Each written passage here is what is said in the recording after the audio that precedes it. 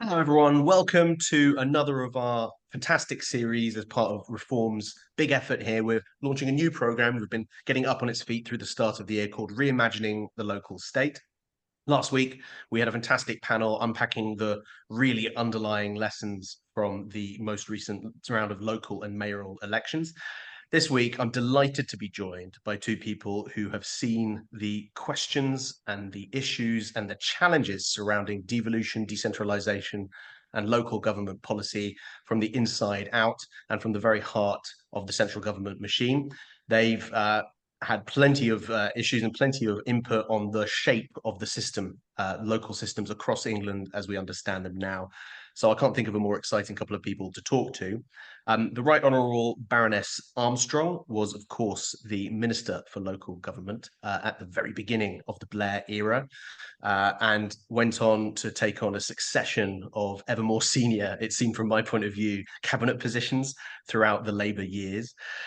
Rt Pickles, of course, the Right Honourable Lord Pickles, was a cabinet minister from the get-go, was the linchpin at the heart of Britain's grand experiment, if I can call it that, of peacetime coalition governance. But more than that, was of course also the Secretary of State at Communities and Local Government as well.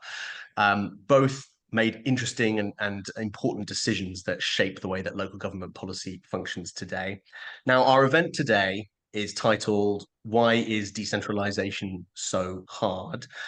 And that reflects some of the commitment that us at Reform have kind of made as our opening gambit, our hypothesis statement when we started this new program of work. We do think that Britain is over-centralised. We do think that there's something important about that over-centralisation that holds us back and feeds into all the other challenges that we see play out in the governance of this country, some of them with really material impact, such as our ability to respond to a pandemic or our ability to get local growth going. But I'm aware that we're sort of presuming something by titling this event that way. So I wanted to start by asking each of our panelists in turn, when they came into their positions as local government minister and as the Secretary of State, respectively, what was their governing philosophy? Did they think the state was over-centralised? Were they pushing hard from within to try and change that? And maybe that just a few opening reflections from both of them. Just a quick note to the audience before I hand over to our fantastic guests today. There is a Q&A option at the bottom of the screen if you move your cursor down there. We won't be monitoring the chat here at Reform, but if you feed in questions via that Q&A function, and please feel free to do that at any point in proceedings, I will weave those questions into the discussion as we progress. But I want to have a very open, free, and organic conversation with those questions to help inform it as well. All right, I think with no further ado, I'll hand over to you. Hilary, what would you say was your governing philosophy? Do you agree government, the central state, is over-centralized? And was that one of the things you were looking to combat in your role? I do agree with that. And yes, we came in with a much bigger representation, if you like, at that stage from the north of England. And the north of England really did feel a long way away. And I think that that's been reflected in recent years through Brexit and the blue wall or the red wall seats or whatever you want to call them. But that was, I knew from the northeast we were very different to London. We were very different to the southeast. We had a different employment history. We had a different, therefore, community and cultural history. And but we had a very centralized state. I might say it was even more evident in the other part of my responsibilities, which was around housing. And that is still the case today. The difference in housing in the north east and down here is almost, people can't understand it. They can't understand how huge the difference is in the market, and so on. But the problem for us, I came in with certainly, and John Prescott had a real determination to devolve. The problem is, of course, we live in a centralized state which has a centralized media. And local media is important, but it doesn't overtake and replace national media. And so in this country, we get what you never get elsewhere, the postcode lottery. And we were faced with that very early on, that they're getting this here for this amount of money, and this here for a lot more. And that's because, we're not being treated here the same as they were being treated over there. And that really was a big issue. And I can give you some examples later on, but I probably said enough to get you knowing that we had a sense of direction, but it was a real challenge too. Brilliant. And I hope we can delve into the nature of that challenge as we go along. I think that might be really helpful to our audience joining us live today. Eric, same question to you. I just described the coalition as a grand experiment when it kicked off in 2010. Can you tell us about your philosophy as you came into the role? Yeah, first of all, I don't disagree with very much what Hillary said. I mean, we came up against a particular circumstances, which was with an enormous gap in public expenditure and the need to take significant sums out. But against that backdrop, I've always believed, I suppose I'm an old-fashioned sort of a chap, but I've always believed in local government. I always think it's the most efficient way of delivering services, and government is remote. Local government is very close. And if you mentioned the COVID, if there is one institution that by and large came out of that process, managed very well, looked after things, it's local government.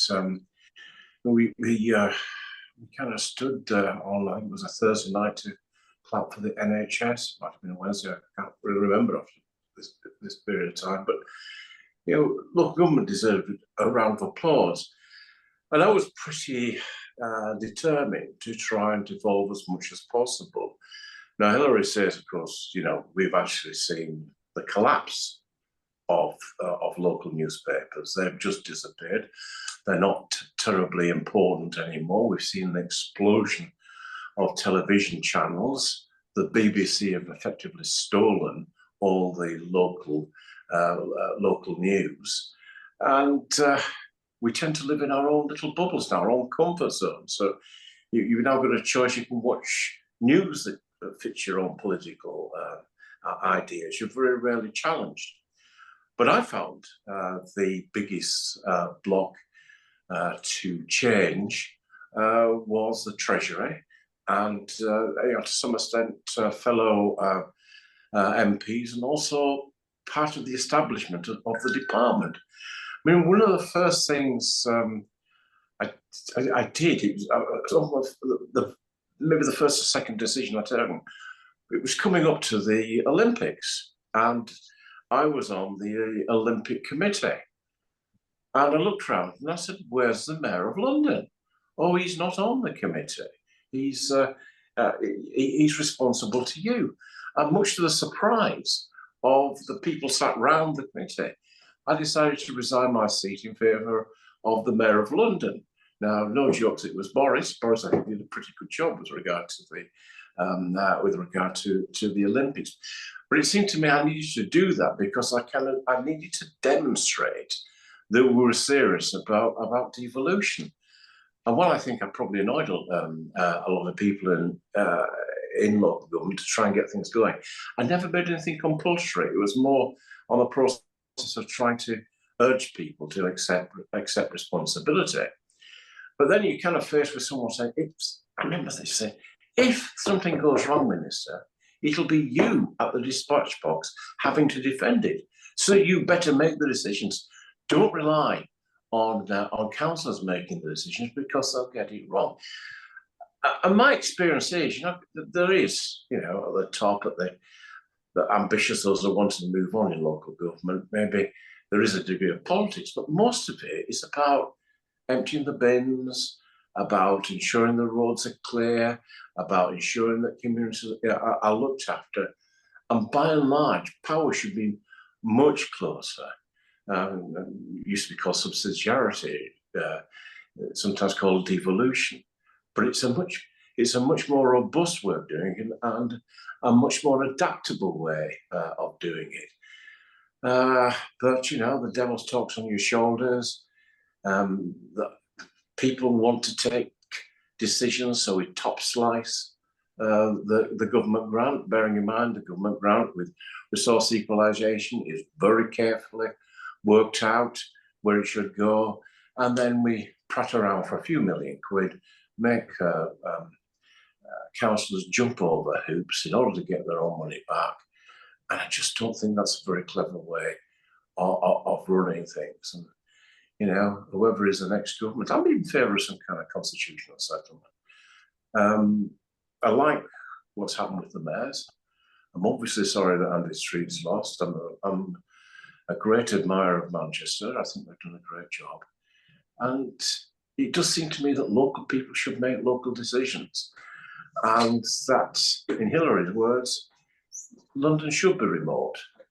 But that isn't where the power should be. I think that's fascinating because what I've observed here, and obviously everyone joining us live will be hearing these words too, is big cross-party consensus. What I would describe as a consistent cross-party consensus on the problem of over-centralisation that has been in place really for a very long time. Let me take a couple of the blockers you've just identified, Eric, and put them to Hillary and see if that matches with her experience, not only perhaps in the role we're primarily discussing today, or roles. As you pointed out, you were also, of course, Minister for Housing and Planning at the beginning of those Blair years, Hillary, but also perhaps more broadly in your experience. I think Eric's just pointed out two big things that seem to be problems when we talk about this policy agenda. Number one, ministerial accountability, while very important in so many ways, also seems to be something that drives ministers to want to have direct central control over the levers relevant to the areas of those responsibilities. And then relatedly, connected to that, there's, well, I think you particularly highlighted the Treasury, Eric, but Whitehall itself could maybe function as a kind of a blocker. Does that chime with your experience as well, Hillary? Yes, it does. I think that certainly at the Treasury, they technically used to say, yes, we want local government to be strong and so on. But changing the rules was very difficult. And the ministerial accountability thing became very important, not just for Treasury, but for other departments. I'll give you an example. I persuaded my colleagues very early on that we should give much greater freedom to local government about how they spent the money.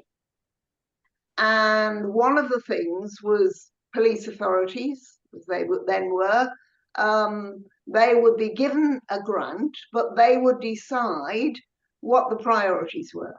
And we did that, and the Home Secretary was Jack Straw. He was very in favour of that. He and I had worked on local government issues in education in opposition, so we knew each other and trusted where we were coming from, as it were.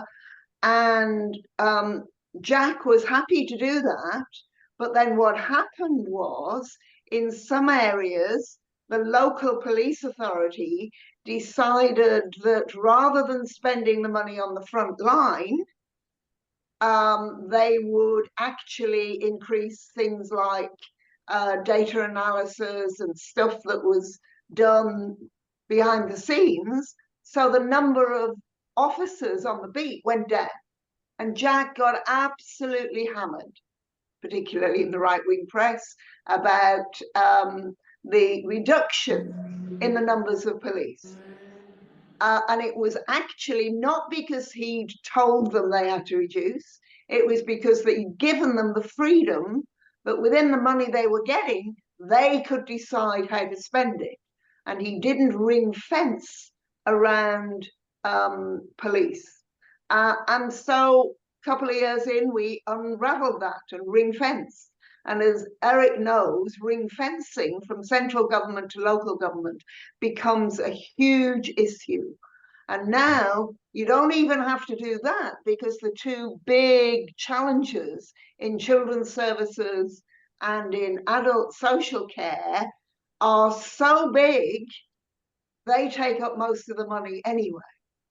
And what's left for the things that, you know, the ordinary punter who happens to be a voter cares about are potholes and rubbish collection and so on. But they have the statutory duty on those other things, and that takes up all their money. And so local discretion around how they spend their money is much, much more limited. And that is a huge problem. That is one of the reasons we're now so centralised. Let's just look at the other side of the coin, because this isn't a game of angels and demons. It works both ways. There is, I remember going to a meeting of councillors. They were Conservative councillors, and I was explaining that basically we're going to devolve housing to them, and they would set their targets, and they were horrified. And I was very surprised. I said, why? They said, because we really like you at the moment. You lay down a target.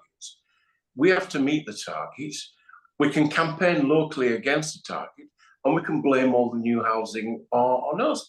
And it just seemed to me that, you know, it's a bit like, I can't remember what his grandfather or his uncle said to Spider-Man, but, you know, with great power comes responsibility. And I mean, Hillary did planning, and at kind of her level, my level, unless it was really massive, you never saw it. But I did do a bit of what we call mystery shopping. I'd have a look at it. I'd just take a random application. And I remember looking at a mixed development, not actually a million miles away from my office in Westminster, but not in Westminster, I hasten to add. And I looked at it, and it's nice residential. There was some social housing in it. There was a little bit of retail, and it was going to bring a derelict thing together. And I said, "This is great. What's it doing here?" I said, "Yes. The council is very much looking forward to you approving it." So I said, "Well, why didn't they approve it?" Well, it's in a key ward. And Councillor Blenkinsop, that's unlikely. And Councillor Blenkinsop, it's his ward, and he's very powerful. And while he thinks it's a good idea, he's got a lot of local activists. But he was confident that you would pass it. And you think, well, here is an applicant putting something in who is wasting tens of thousands, probably hundreds of thousands of pounds on an appeal when the system is being gamed. So the system we have, we're a bit like drug addicts. We're kind of used to one another, and we need to kick the habit, and we need to devolve. And the only way to do that is just to give them the money. Let them have the money. And I think things are, I don't want to go on to but I think things are changing.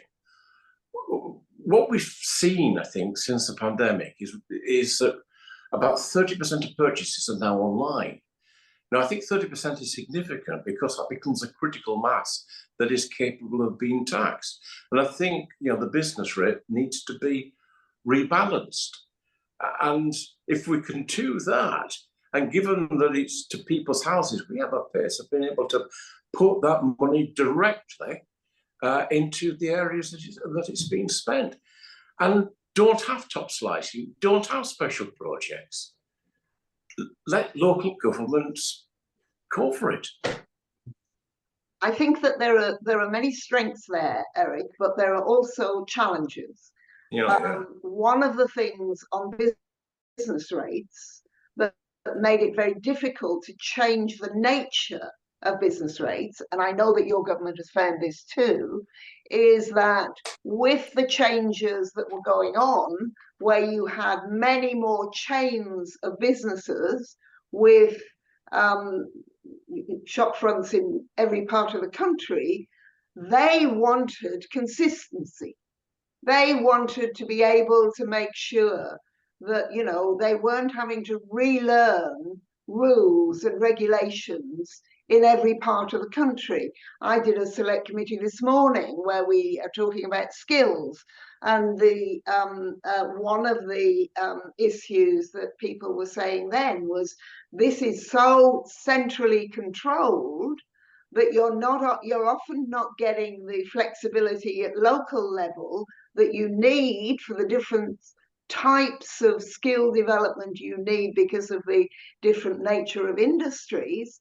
But actually, some of the big companies don't want to have a different system of regulation and so on in different parts of the country. So, there are other pressures which come to us, and some of those are, I mean, it was very funny because we had a guy who was representing the providers this morning of skill. It wasn't just colleges, but some private sector providers too. And he said, I'm really in favor of these new devolved authorities and mayors, but he said, it's become another layer of bureaucracy for people around skill development. And we can't have that. So, there's those tensions as well. And they are tensions. And I think that therefore sometimes we need to be prepared to balance things a bit more, that we do 50% where central government sets the limit and 50% where the money is in the local area and they do it and so on. It's very difficult. I used to say every local election, our problem is this ends up not being about what's going on locally, but about how the national government is doing. And that, in a sense as well, let local government off the hook. Can I come back in on that? Sorry, Lord Pickles. Is that all right? Because I think one of the things that the current government, I think, is trying to do to square the challenge that you're both describing here, you could even point to it as a consistent project throughout some of the Labour years and throughout the years of Conservative government, Conservative-led government, is the idea that we need, as a country, to fill in what I sometimes call the missing tier of governance. We need that regional component in place, not least because it makes more sense in terms of geographic terms if, for example, a private company only needs to navigate different regimes in 4, 5, 6 different regional areas of operation, jurisdictions, rather than having to rethink for every upper tier sort of or unitary local authority that has a slightly different take on business rates or whatever it is. I mean, RDAs, something that you helped to bring about, Hilary, something that was kind of put away a little bit, shall we put it that way, during the coalition years, succeeded by LEPs at a regional scale, obviously slightly different beasts. They've now been wound down too. Now we're expecting combined authorities to roll out everywhere. What is it about that regional scale governance, which seems like a sort of a no-brainer for someone coming in from a more kind of scholarly background or comparative background, looking at Germany? What is it about that regional tier that's such a challenge to get up and running in England? Is there something intrinsic about it that we find difficult to do? Rt Pickles. Well, I think it's remorse. It's not easy. It's not that close. It's not that democratically appointable. That's why I tried to introduce, I did introduce the LEPs, which was to encourage local authorities to share sovereignty and to share power and to share resources. But it turned out they were pretty distrustful, or I think there are some places where it worked extraordinarily well. Now, I think, the nature between what's decided locally and what's decided nationally, which Hilary, I thought, expressed extraordinarily well. I mean, I think there should be an ability to have a different rate of taxation in different areas, and I don't think that's an unreasonable thing to do, and that's normal throughout the world, and it's certainly normal throughout Europe. But I don't think that there should be a different system of taxation. I think that is rightly Parliament's prerogative to determine, the broad framework of where taxation is laid. But I think unless there is some kind of reform of local government finance, pretty soon the system is just simply going to be burst. Now, it's a long time since I was officer. It's a good 10 years, and well, no, it's not quite. But I think that I put the last bit of life into the business rates, and it's been on life support ever since, and it's probably been in a vegetative state for the best part of 5 years, and there is a need to change it. And the problem why people are so reluctant to change it is it's now so firmly embedded in the system that there will be an enormous row when the whole process is changed. But unless we get something that reflects what's happening in the local economy, subject to resource equalisation, there's always going to be a point where the richer areas have got to put money into poorer areas. But the vision that I had was of local government being the central unit and sharing its responsibility and sharing its powers with its neighbours. And when people embraced that, it was pretty good. And of course, the other thing is council tax. I tried to reform council tax. Yeah. And the problem was the searing memory of my colleagues around the poll tax and what that had done to the Thatcher government. And it was just impossible to get the agreement. We put forward several different reviews. And of course, the real problem was that some areas were going to lose a lot more than others out of a change in council tax. But that is one of the reasons that I did mean to mention earlier on, that we have found devolution or devolving real power very difficult, because we do have a very unequal society. And the way we actually fund different parts of the country, where the economy in those parts of the country are very different to other parts, there's got to be an injection of money and an equalisation. We all say that we should be way out of the system that funds Scotland, Wales, and Northern Ireland. I mean, the person who devised that system's been dead about 20 years, and he introduced it at least 20 years before then. But because we don't have a really robust and dynamic property tax in this country, we really have a lot of difficulty in how we distribute money and how we collect money locally. You remember when Barnett brought it in, Joe Barnett brought that in, it was a temporary thing. That's right. I remember talking to him a few years before he died, and he was amazed at the Barnett formula, where it was still there. Yeah. And it's indicative of how difficult it is to get change. Yeah. And I think, the government and the next government are in a dilemma with regard to the council tax.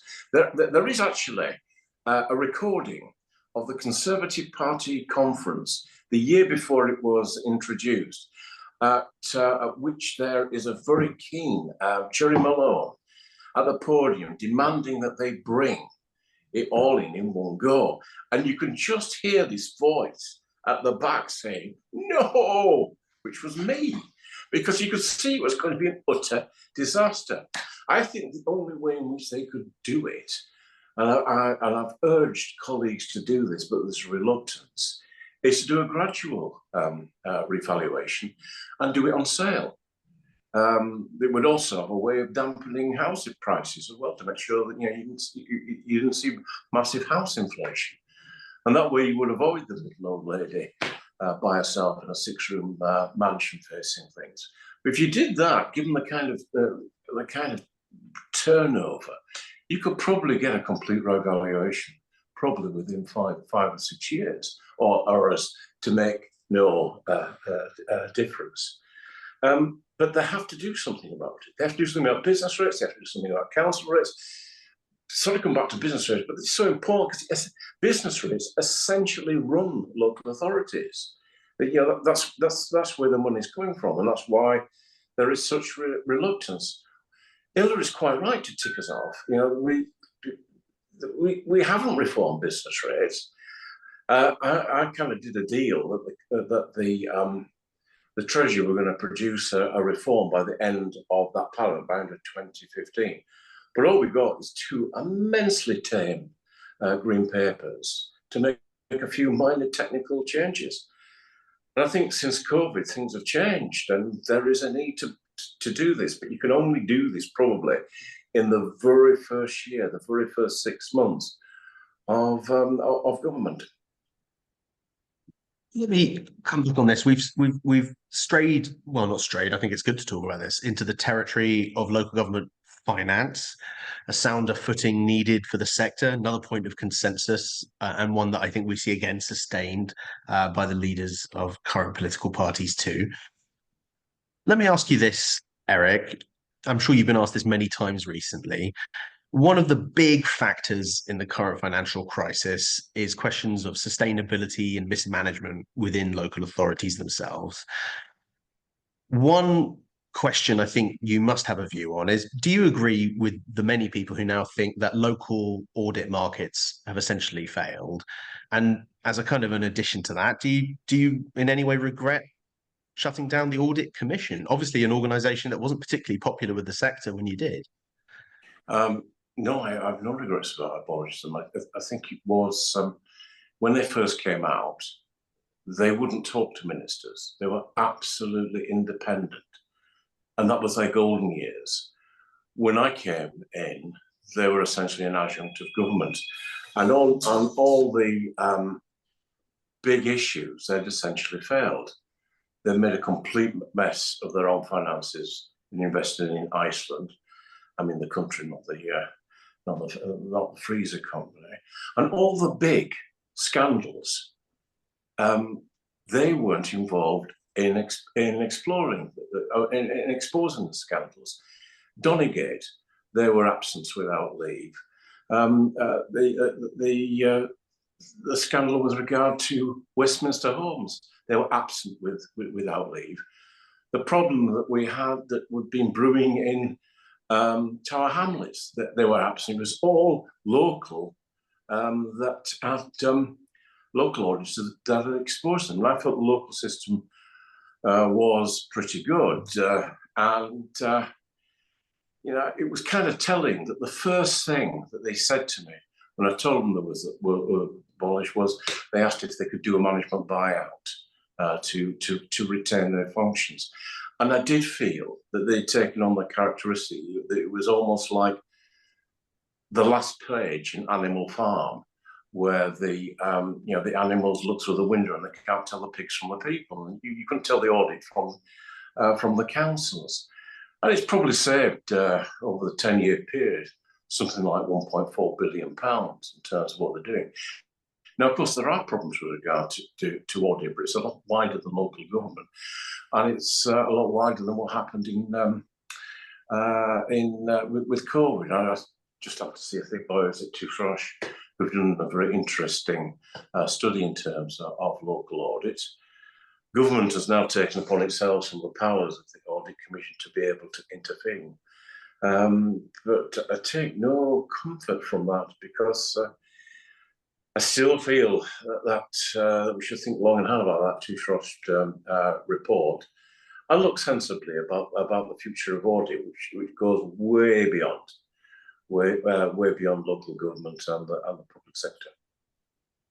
Can I just say, I can understand where Eric is coming from, but I actually do think there needs to be a system that is able to compare and contrast and is able to see the bigger picture. And I think that one of the big problems that is there lurking is audit of the combined authorities. We've had significant problems in Tees Valley, which are not yet resolved in terms of audit. And, to get a local auditor who may be a good local auditor on several things, but has never done that very complex public-private partnership stuff, and where there aren't any standards that you're measuring it against, is proving a huge problem, so that nobody knows actually what's going on. And I do think that is missing enormously. I know that the chair of the Public Accounts Committee had all the mayors in when they were first elected, that first round, and she did say to them, you have to absolutely get an audit system that is transparent, that is clear, that the public can rely on as well as you. And most of them didn't actually do that initially. I think that they now realise that there's a problem been building up. And I do think that there is a problem where we've not been highlighting what's going wrong outside of the very small area that is where it's going wrong, and sometimes it's too late before the world wakes up to that. So it has to be done. I'm sorry, I No, didn't mean to interrupt. No, sorry. Oh, go on. What I was just going to say is, a good compare and contrast will be Wales, who've not reformed their audit regime, and I think simply didn't produce any audited accounts for any of their councils. And I think one of the big changes that have taken place is before and after Enron. Since Enron, the auditing regime has changed significantly for everybody. It's more exacting. And I was reading something on the municipal place. There appears also to be a shortage of auditors, which is not helping the problem. Yeah. And COVID didn't help that process along at all. So we probably need to take a long, hard look at it. Yeah. But I'm not entirely sure that the Audit Commission would have been in any position to be able to home in on the particular problems. And to tell the truth, I always found the Local Government Association much more on the ball in terms of telling up what things were going wrong than the Audit Commission. After all, I think it was the Local Government Association that first tipped the department off on Donegate. This is such a what we did when we set up the LGA. They came to me with the idea that there should be peer inspections, and I supported that very strongly.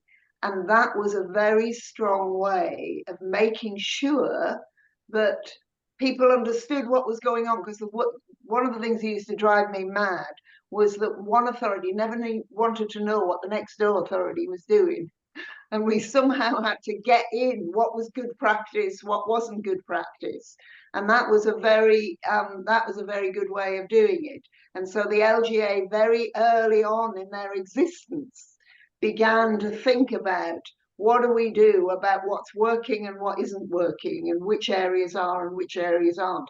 I always wanted them to do a bit more on that, but they were a very important vehicle for thinking that through in the whole local government arena. This is a fascinating discussion, and it makes me think that we've come back round to a theme that emerged at the beginning as well, which is that there exists, I think you described it as an addiction, didn't you, Eric? There exists a category of things that can happen locally where the temptation to override, to intervene, to create a body, to do it on your behalf, becomes almost overwhelming from a central perspective. And I mean, Eric, you set up, you brought about the 2011 Local Government Act, which included much more autonomy for the structures, for local systems, for local government. But you and so many people who've sat in your seat have also found themselves in a position where they need to override, or they feel they need to override. So I suppose this is a philosophical question for both of you, but how often do you think it's the case that to kick that habit, it's really going to have to be a matter of accepting that devolution means accepting that things will happen in some places that you don't like, including all the way up to serious financial mismanagement, and that central government can't take direct responsibility for that? Do you think there's any possibility that an English national government will ever be able to accept that? Eric? Let's give that some considered thought. No. No central government would allow, once it was exposed to serious financial mismanagement, Absolutely not, and I don't think people would accept that. But what you need to understand is that making a bad decision is not necessarily financial mismanagement. I mean, Hillary's example was a good one. Jack was in favour of this, then suddenly, the police authority started spending it on something other than frontline services. And we're always in favour of devolution. I'm not criticising Jack Straw in any ways. We're all in favour of devolution, providing they do exactly what we want them to do. And I think it's like that old song: if you love them, let them go. And it would be better, but you would need the strength to be able to say when things are going wrong, when the Prime Minister's on the phone, or when number 10, it's not necessarily the same people, saying, what's going on here, take some decisions to say, well, actually, that's up to, Greater Macclesfield Metropolitan Council. I pick a deliberately one that isn't a metropolitan council. For them to decide. If you don't kill us, it makes you stronger. Yeah. Now, as I say, there was always a debate in government. But, eventually you also had to take account of public opinion and of opinion outside. Government is about leading and about doing things that they said they will do. But, there are challenges along the way. I've been very quiet on RDAs because I still think the mistake that Eric made was, we've been promised in the Northeast by Vince Cable, who was, I think your deputy, was he, Eric? But the Northeast... Oh, no, he wasn't my deputy, he was a fellow cabinet minister. I used to sit next to him in cabinet, though, and occasionally share a mint with him. I don't know whether it was him, but somebody in the coalition government in the first week said the Northeast wouldn't lose its RDA. And so the chairman that had been appointed but never had been selected but never appointed was then appointed. And then Eric changed his mind. I don't know whether he changed his mind or whoever had spoken before we got it wrong, but we lost him. And that poor guy, who I know very well, had to spend 2 years unwinding the RDA. And it was 2 years out of his company, really. I actually still think that was a mistake, because with all the regions, we were the most coherent and we needed more economic change than anywhere else. And that's why you needed a regional look at it. But never mind. I'm not going to win that one now with Eric. It's too long ago. No, I mean, I knew she was. I knew Hillary was upset. You would never mistake her when she had a sense of grievance with a ray of sunshine. I mean, there was a period every time we met in the lobby, she'd take a lump out of me. But you get used to it. I wasn't aware of that. I mean, I wasn't aware of saying that the Northeast wouldn't be someone that. What can I say? Blissfully unaware. Yeah. It raises an interesting question, actually, Eric, which is the extent to which you found that your ambitions and your approach in your role were shaped by the very distinct conditions of coalition politics. Because, of course, the Liberal Democrats massively associated with a more, shall we say, kind of strident form of localism and perhaps comfort with what we've just described as postcode lotteries in some ways as well. Did you find it really changed things? That's a really interesting point, because it's actually the other side.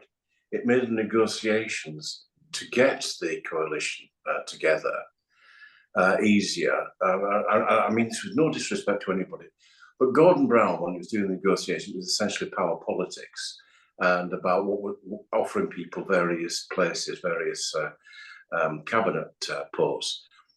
We took a different, with Oliver Letwin, we took a very different negotiating position. We tried to negotiate fellow policies and where there was commonality. And that was I think that was a real reason why the coalition was formed. So it wasn't that it was affected during the coalition, it was a fundamental point of the coalition. So I was rarely at any disagreement with Liberal colleagues' ideas with regard to devolution. Of course, towards the end of the process, it became much more sort of pork-barrel politics, and people wanted to do deals on very silly things. But you know, on those initial 3 years, it was very much a shared agenda. Hilary, I wanted to bring us back to another of these sort of successions. We've just talked about the regional one. We talked about RDAs, which were supposed to come with regional assemblies. We talked about them winding down in favor of LEPs and then bind authorities now. There's a similar something happening in the kind of community-facing local government policy space as well, I think. You I think, led on and launched the National Strategy for Neighbourhood Renewal. I think that was in 2001, but correct me if I'm wrong on that. I reread it the other day in preparation for this, and it really felt like it could have been a part of the Levelling Up white paper that came out under the most recent government. And it also really resonated, Eric, with the stuff that was surrounding the big society agenda during your time in government as well. Is that one, when you look back, Hilary, on the National Strategy for Neighbourhood Renewal, did you feel like this was going to be a sea change? And again, what's the point that led to a lack of traction with some of those ideas? You tell me. I think that there's a real issue in our democracy. I've been talking about it recently with homeless organisations, because the other thing I did in those very early years of the Blair government was the reduction in rough sleeping, which was a very successful strategy. And it's like we have a system of government where nobody learns from what went on before.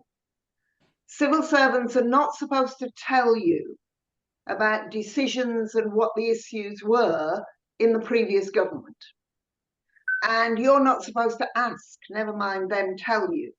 And you're not supposed to carry, to do all of that. And there was far too much. We have to show we're different. New Deal for Communities was actually reviewed last year by another think tank, which is on the right of the spectrum, and they said it was the most successful regeneration program in more than 40 years. And there were strengths about it because it gave, within the neighborhoods that it was in, we had the ability to change legislation, to change benefit rules, to change some planning rules, to change rules around housing that matched what that neighborhood needed. And they also got money which they could invest and decide how they as a community were going to spend it. Now, I'm not saying that meant they didn't have any targets to achieve, they didn't have any areas where they had to report back, because they did. But it was a successful program. And the truth is, there are still some places, a couple of places, where they still have the community trust they started then, and that they've built on now, and they still credit NDC for whatever changes have happened in their community. But we don't learn. We don't want to build on things. Sure Start's another one. You don't want to build on something because it's not ours. And we can do things differently. And sometimes you can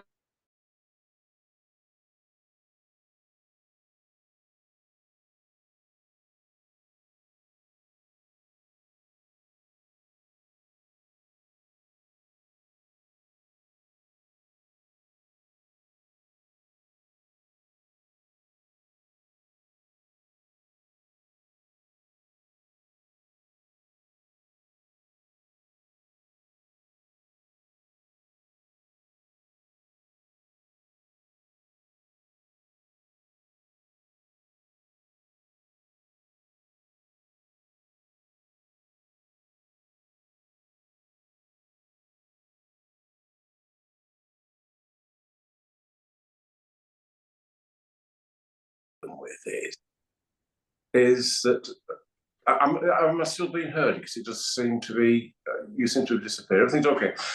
What I do think is the problem that we've not tackled, and that is distinct areas of deprivation. And Manchester and Stamford would be a good idea, where quite a number of grand projects have gone into the centre, and it's a completely different environment. It's very prosperous. It's very nice, and yet a short bus ride away, you'll have a whole community there that feels isolated from that, don't feel part of that prosperity, and when there are sort of pushbacks on public transport and in terms of shops, satellite shops, they're the first ones to feel it. And I think the next logical thing is to deal with those areas, to make them feel that what's happening in Manchester and in Salford, that they are part of it, and it's being done for them. And you need some local successes for that. I can remember going out to talk to community groups, and you're saying, well, we're going to be doing this, and we're going to be redeveloping that. And they say, what's that going to do? No, it's not going to get any jobs there. What's that mean? All it's going to mean is that we aren't going to be able to, the prices are going to go up, and we aren't going to be able to go out. And we need to be actually slightly more inclusive in doing that. And the second problem is we have to recognise that there's rural poverty. And trying to deal with those areas of deprivation is one of the hardest thing in terms of that's what we were trying to do with NDC. And as I say, it was about giving people much more involvement in what changes they wanted and what was going to be invested in locally. And it was that really gave the lead to the place-based work that came on later. Because I think that that's another thing that hampers devolution, and that is our public services are still organised on very different boundaries, and we've got a huge issue now between the National Health Service and the devolution to ICBs, integrated whatever they are. Integrated care boards and local authorities. They're hugely different. So then the northeast, we've got an ICB that covers the northeastern half of Cumbria, and in Essex, where Eric was, I think they've got 3 ICBs. It might just be 2, but it's ridiculous. And the ability to actually integrate, because the integration is essentially between the local authority and the health service, and particularly public health, is made much more difficult by that lack of, of a feeling of place, that we're all concerned about the same place. Add to that the big difference between the two organisations. Yeah. Then it just makes it so much harder. Yeah. All these things look easy, when you sort of sat in Whitehall drawing a line, putting together an organisational. That's why local is better. Yeah. So, which is a really good launching point, but I'm conscious that I've tried to weave in some of the Q&A questions from our attendees on the live call today. I've done a middling job on that, but someone here asked the very simple question, which we sort of danced around a bit already. Does the civil service need to change in order to see real devolution and letting go of power? I think the answer I'm hearing from both of you is yes, but does anyone want to elaborate on that? Eric? Yeah, I'm happy to do that. Yes, it does, but in recent years, it's made some attempts. So it's quite common now to see sort of middle-ranking civil servants leave the service, go out and do a period in local government, and then come back in. And they always come back in as much stronger officials, for sure. And I'd quite like to see that in the health service, moving backwards and forwards. I think it gets a better understanding. But the department that we led, it basically doesn't provide any service. So we're always looking to try have something to do. We want to impose our own. And really, we should just push it out. Which is that hard instinct to try and avoid, isn't it? Of control versus delegation or decentralization. Let me make sure that I've covered some of these other interesting questions. A question here. We just observed in the recent local elections some pretty low turnout yet again. If we were hoping for higher turnouts around some of the higher profile mayoral candidates in combined authorities, they're not really emerging. To you, Hilary, on this one, and in light of some of the other things we've talked about today, a question: is the lack of a popular mandate a problem for the current model of English devolution? Is there enough turnout in local areas to create legitimacy around what we're trying to do? Well, as I said, I think a big problem is that local elections never end up being about the local issues. They're always a commentary on the national government. And you get some shifts in that. You get some, you get some anomalies, and you really know then there's something up locally if they don't vote in the same way as everybody else. There's something going on there. So, if you've got any sense, you have a good look at that, both politically and in other ways. But I think that is an issue, that we talk about devolution. We say how important it is. Local people will say, we want decisions to be made here, but there is a real strong feeling that actually the big decisions are not made there. And it's about who we've got in government that matters. And until we change that, you won't really get what you're talking about and what my aspiration is for place-based policy being driven into action. One more question then. Oh, sorry, Lord Pickles. I would just say I'm probably too folksy on these things, but I remember being stood on a drive trying to persuade somebody to go out and vote in a local election. And they were refusing to go out, and that's just how dreadful it would be if Labour got it, how dreadful it would be if the Liberals got it in. And he said, no, it doesn't matter. So I said, I mean, it doesn't matter. He says, no matter how I vote, the council always gets in. And there's terrific cynicism in that.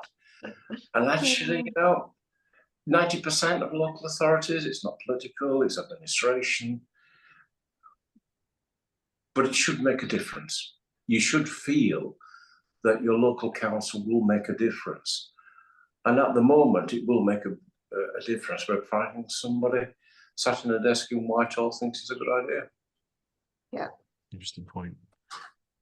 One last question. We're in our last minute, so let's make it really quick. And it's a question from the brilliant Deborah Cadman, who until recently was, of course, chief exec in Birmingham, and is also on the advisory board for us here at Reform. So always good for me to try and work one of her questions in if she asks one.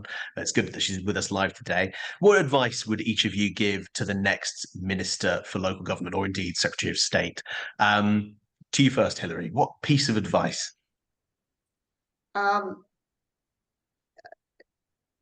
You spend a lot of time talking about how people need to speak truth to power. You need to do the same.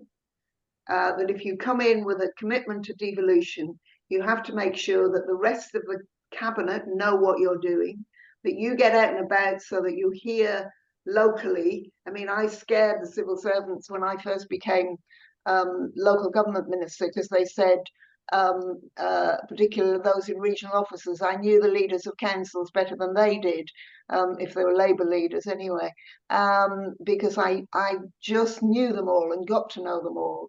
That you've got to know the patch out there, but you've got to be able to hold your own in the cabinet.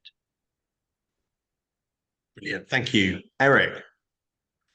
Assuming that the person is just the local government minister, I would suggest that next time he meets the Prime Minister, he should say, for goodness sake, ensure that the housing minister is the same person for the next 4 years. Yes. Because that will make such a big difference to local government. Yeah.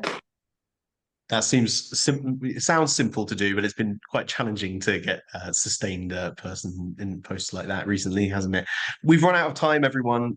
Thanks so much to our live audience for joining us today. Massive thanks to Lord Pickles and to Baroness Armstrong for making this event so special today and answering questions so thoroughly and with such honesty and directness. I'd love to do it all again. I'm not sure if you two could tolerate it, but I could have done this for 4 or 5 hours. This is my happy place. We've got lots more interesting events coming up in the Reimagining the Local State program and lots more research soon to publish from us at the Reform think tank. So watch this space for news about those. But with additional thanks finally to Eric and to Hilary, thank you all for joining us. And the recording from this session will be uploaded very soon. Thanks again, everyone, and thanks for joining us. Thank you. Do take care. Thank you. Bye now. Bye-bye.